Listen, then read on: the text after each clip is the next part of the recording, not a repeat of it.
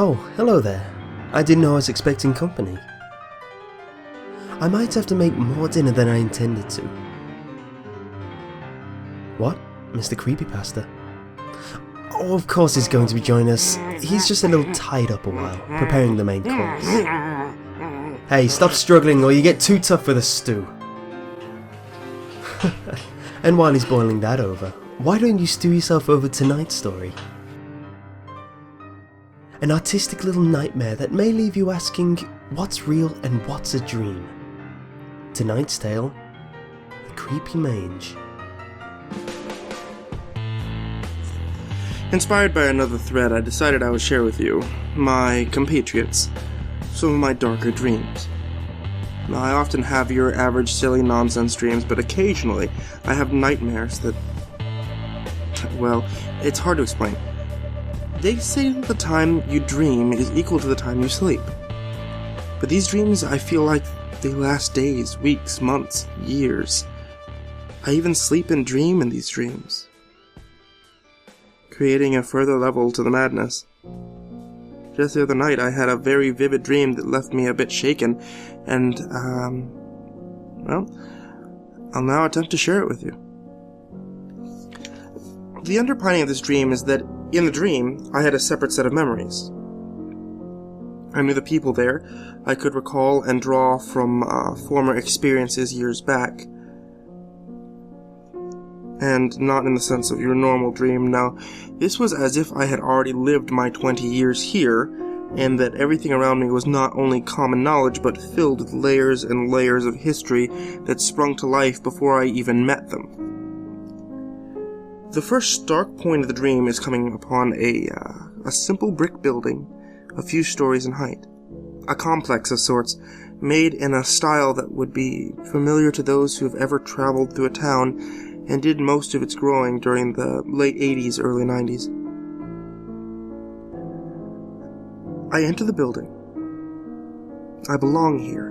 Not home, but close to it. At the moment, I can't recall why I belong there, but upon entering, I recall that it is a college. I converse with students, I go to classes, I do things that a student does.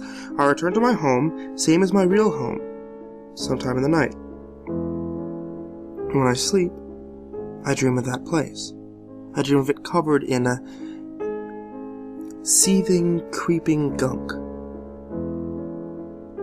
I dream of the people mangled, but still moving, alive, if that word could be appropriate. I wake, and I return to the building. But the schedule is different now. I'm in different rooms. And even in the dream, I realize this is odd. Halfway through my day, I'm accosted by a young woman who instantly stuns me as more beautiful than anyone I'd ever seen. Angelic, soft, caring. Just seeing her profile from across the hall as she approaches me leaves me calm, happy, benign. She's a few years older than me. I know this because I know her, and her name is Gigi. She smiles at me as she takes my hand and leads me to a hallway a little less crowded. She asks me how my day was, how I was feeling. I'm struck so dumb that I forget how I know her. I can't place her. I assume that she's another student, and I goofily respond in bland answers. I'm fine. I'm doing fine. Today's alright, just like all the days before it. There's nothing wrong. And when I give these answers, however, her face contorts. I can suddenly see her piercing me, and I become afraid. But her face is still so soft and gentle. Her kind look returns as soon as it faded, and she gives me a nod and sends me back on my way. I finish my classes, but as soon as I leave the building, I realize I can't remember a single thing I supposedly was taught. Not a single lecture, not a note, not a page. I shake this off as being lazy and forgetful, but it irks me that my up to now colorful memory is being hazed. Again, I dream of that place in the muck, and now, I not only dream of it, but I dream of myself in it. I walk among the freakish, throbbing, what can only be described as pulsating mounds, and I see my friends and teachers crawling amongst the filth, their bodies morphed and contorted, and I lean in to softly touch one of the mounds. It's purple, such a soothing color. And I think I see her through it. What's she doing here? I touch and the filth instantly latches onto me. It crawls along my skin, under my skin, in my blood, in my bones, and I can feel it piercing my very soul. And for a brief moment, I'm stricken by such pain and fear that even remembering it shakes me to my core. And then I awake. And now when I return to the building, I can't shake these feelings anymore. Even as I drive near it, I can feel something amiss. I look to my hand and it's covered in a thick purple gunk. I shake it furiously and swerve off the road, but with a second glance, it's gone. Other cars stop along the road to help me, I assume, as I'm now halfway in a ditch. But the things that come out of the cars, I can't face them. Their faces empty. The way they move in a quick, jitted step, like they're being tugged along on strings. I slam on the gas. I hit one of the poor creatures as I go, but when I go to school, everyone looks normal. Everything is fine. Perhaps I was just daydreaming. New classes again. This time, I don't even notice. I do notice, however, that my friends, my other students, they're acting more aggressive. They taunt me and tease me. I don't recall being quite this reviled, but I take it as it is. Midday, and she comes again. Sweet, merciful Gigi. She asks me about my day, and now I can't lie. I tell her only simple things, but more than brushing off.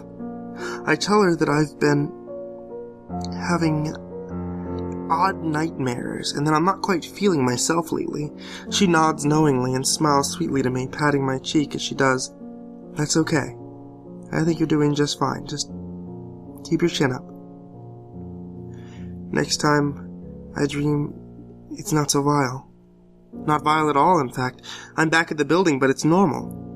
No sign of whatever the gunk was. None of the beasts, nothing at all. It's empty. The next day I wake up calmer, happier. And when I return to school, however, I'm again greeted with scorn and revulsion. Even alone in the courtyard between classes, I can hear them in my head, picking at me. I know they're talking about me. I know the horrible things that they say about me. How dare they? They don't know me. They're filth. What sort of horrible people get joy out of taunting others? I approach one of them, a man. What's his name? I don't know his name, but I know his face. His smug face. I still can't recall his name as my fingers are wriggling through his mouth and his eye sockets, as his jaw breaks beneath my grip and his skull collapses. I can't remember his name, but I'm sure he'll remember mine. What did I do? I couldn't have done that. No, not possible. No one around me seems to notice. No one accosts me or shrieks in horror. Was I daydreaming? It felt so real, and I can still see his corpse. I can see it writhing on the ground, his head split open and mushing its contents onto the ground, but no one else can. They step through him, step over him. It's getting worse. I turn to shamble away, feeling weak and sick, but who do I bump into? Sweet, angelic, loving Gigi. I feel clean again when she pats my shoulder and gives me a wink. Buck up, champ. I turn around. The body is gone. No, not gone, standing, talking, no wounds. A daydream. Just a daydream. More classes, more people staring. Are they talking to me? I'm unsure now, confused. I stare at my books. The words gargle together and spit out profanities at me. I tear the pages out, I scream and wrench the book apart, but no one seems to mind. I storm out of class and go to the door. I push it open, and I'm standing now in the courtyard, but I cannot get out. Not a physical or mental obstruction. There's simply nothing else. I look out along the lawn and see infinite expanse. Not of trees or gravel or stairs, just empty. Where am I? I must have fallen asleep. This doesn't bother me, however. I accept it. I return to the inside. I find an empty classroom, and I lay on the floor. I do not dream this time. I have quiet, contented sleep. And when I wake, the classroom is full of people, and I'm laying across what now appears to be a professor's podium. I get up, I leave. The room looks different, but I'm not in a mood to care. Back in the hall, though, they do notice me. They point, they laugh, and I do not understand. There doesn't seem to be anything wrong with me. Anger wells up again. Filth. All of them. Scum. Wastes of flesh. How dare they? That's what I'm thinking about. That is what I'm thinking when an arm snaps in my grip. And it's what I'm thinking when I hear a woman squealing as I dig into her neck with my nails. It's what I'm thinking when my teeth tear a chunk out of someone's side. I blink. I will myself to wake up. I want to. I flutter my eyes. I try to flail my arms, my real arms. But there's no waking. I stand there over these bodies, the warm blood dripping down my chin, and I will not wake. Now they notice me. They stare in horror. They pull back against the walls. They shriek in ungodly voices. They make my mind quake in my skull. And I run. There's no more classrooms, no. No students, no professors. These people are dressed strangely. White clothes, drab. Who are these people? 2 of them, large men. They approach me. They're talking. I know those voices. Calm down, buddy. It's all right. No need to get all worked up. Come on. Let's go get you back home. Back home. I'm led down the hall. It seems to get longer. They lead me into a bathroom. Why a bathroom? There's a line of them in this hall. Both sides, small, self-contained bathrooms. They toss me in and I lurch over the toilet and I lurch up my lunch along with a few entrails that I picked up from somewhere. No, those aren't real. Those are just a hallucination. All that's real there's food and stomach fluid. I repeat this to myself many times before I lay myself on the cold floor and sleep.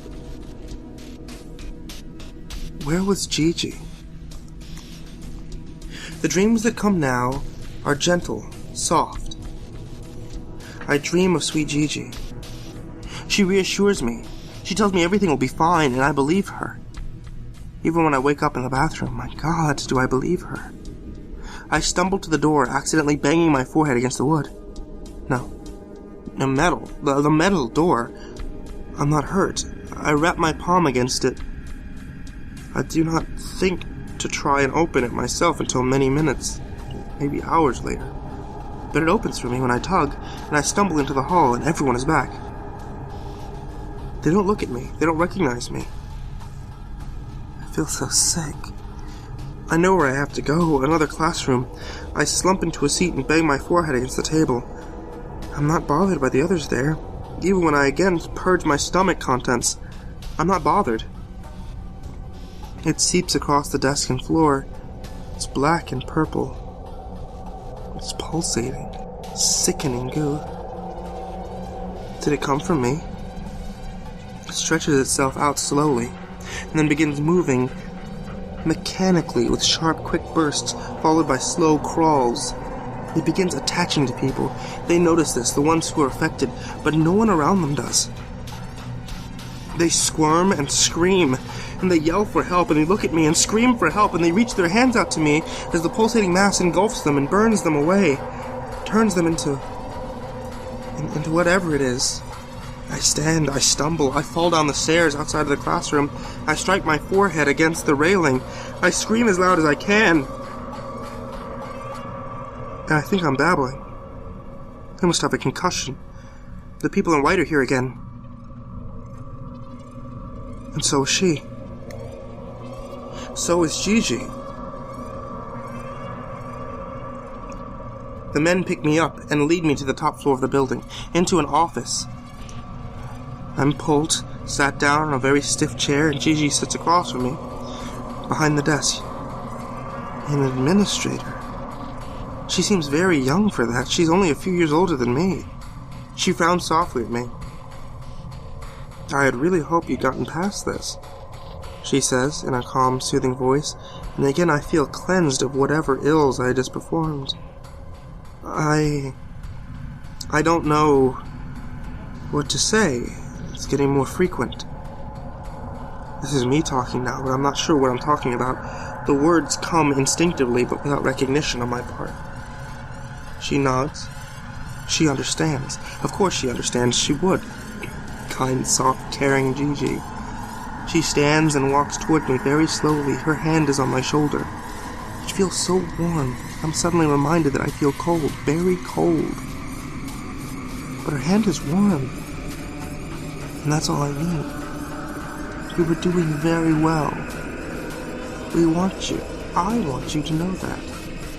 I think that there's still work left to do, but we're getting somewhere. I hope you feel the same. And though I'm at peace listening to her, I find my eye drawn to something in the corner of the room, pulsating, thick, disgusting. The filth is even here? How could it be so close to pure, innocent Gigi? I stammer. My breath is caught in my throat. It's coming closer. I don't want it to touch me. I don't know what it is, but I don't want it to touch me. I know that if it does, something terrible will happen. Gigi has finished circling behind me. What was she saying? She knows slightly in front of me, so that we're eye to eye. I know your time here has been very hard. We understand, we really do, the pain that you're going through. But you have to help us. You have to work with us. This isn't a one-sided ordeal. I simultaneously do and do not understand what she's saying. My mind knows, but it's hiding it from me, and the thing is creeping closer. What does it want? Not here. Not her. It could never have her. She's dressed in white, too. Not a student. Not a professor. What is she? I know it. It's at the tip of my tongue. I know, Doctor. I know. I've really been trying, but it's getting really blurry. The dreams, they're very, very vivid, Doctor. Sometimes I fear that the violent dreams, that the violent me is the real, that I'm slowly fading away, and I must admit, Doc, that I'm quite getting that feeling right now. That is me speaking, but not for my own volition. That's not even my voice. I don't think like that. What's going on? Sweet, sweet Gigi, a doctor? But she's only a few years older than me, and I'm a college student. This isn't making sense. I try to put it together, but the filth, it's getting closer and closer. The nearer it gets, the further my concentration breaks. Oh God, dear God, not her. It's touching her. Not dear Gigi. She isn't reacting. How could she not know? It's crawling on her, creeping along her, consuming her, infesting her. Please, God. Not gentle, kind, loving Gigi. She takes my chin in her hand and smiles, but now the thing has got her. It wraps around her face, and now I see it. I see the blank, soulless, pulsating figure of a skull where her beautiful face was. And the voice I can hear now. I can hear it creeping at the very back of the brain. Do not struggle. We're here to help.